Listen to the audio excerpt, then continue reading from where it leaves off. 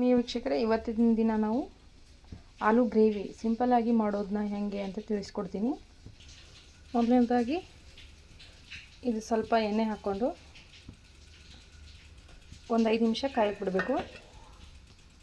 ಎಣ್ಣೆ ಕಾದ್ಮೇಲೆ ಇದಕ್ಕೆ ಸ್ವಲ್ಪ ಸಾಸಿವೆ, ಸ್ವಲ್ಪ ಜೀರಿಗೆ, ಸ್ವಲ್ಪ ಸೊಂಪು, ನೆಕ್ಸ್ಟ್ ಇದಕ್ಕೆ ಸ್ವಲ್ಪ ಕರಿಬೇವು,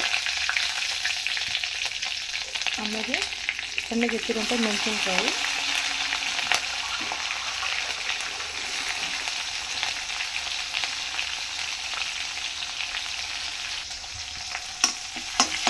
ಈಗ ಸ್ವಲ್ಪ ಬಳಸ್ಕೊಂಡು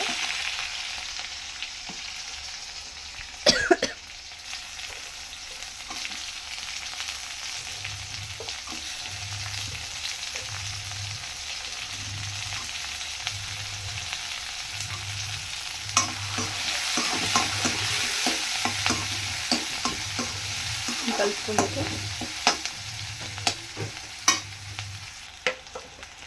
ನೆಕ್ಸ್ಟ್ಗೆ ಇದಕ್ಕೆ ಟೊಮೆಟೊ ಹಾಕಿ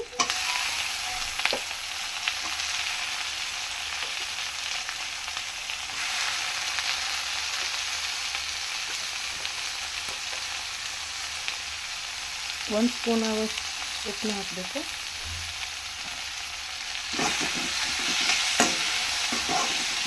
ಹಾಕಿ ಕಲಿಸಿ ಒಂದು 5 ನಿಮಿಷ ಬಿಡಿ. ಇವಾಗ ಇದಕ್ಕೆ ಸ್ವಲ್ಪ ಅರಿಶಿನ,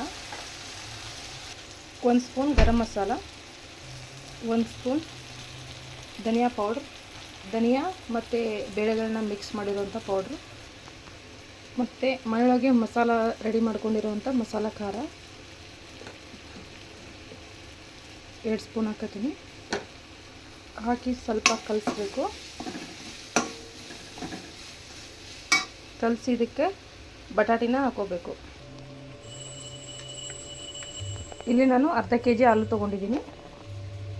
ಇನ್ನು ಈ ಒಗ್ಗರಣೆಗೆ ಹಾಕ್ಕೊಂಡು ಸರಿಯಾಗಿ ಕಲಿಸ್ಕೋಬೇಕು.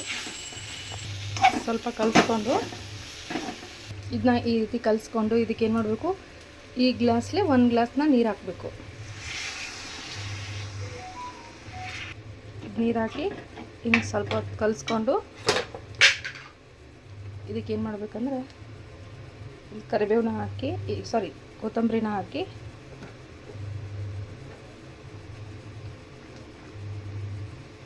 ಸಣ್ಣಗೆ ಹೆಚ್ಚಿರೋ ಕೊತ್ತಂಬರಿನ ಹಾಕಿ ಹಿಂಗೆ ಕಲಿಸ್ಕೊಂಡು ಒಂದು 10 ನಿಮಿಷ ಇದನ್ನ ಮುಚ್ಚಳ ಮುಚ್ಚಿ ಒಂದು 10 ನಿಮಿಷ ಬೇಯಿಸ್ಕೊಂಡ್ಬಿಡ್ಬೇಕು. ಹಿಂಗೆ ಮುಚ್ಚಳ ಮುಚ್ಚಿ 5 ನಿಮಿಷ ಅಂದರೆ 10 ನಿಮಿಷ ಬಿಡ್ರಿ. ಅದು ಸರಿಯಾಗಿ ಬೆಂದಮೇಲೆ ಆಫ್ ಮಾಡಿದ್ರಾಯ್ತು. ವೀಕ್ಷಕರೇ, ಸಿಂಪಲ್ಲಾಗಿರುವಂಥ ಆಲೂ ಇವಾಗ ಕಂಪ್ಲೀಟಾಗಿ ರೆಡಿ ಆಗೈತಿ.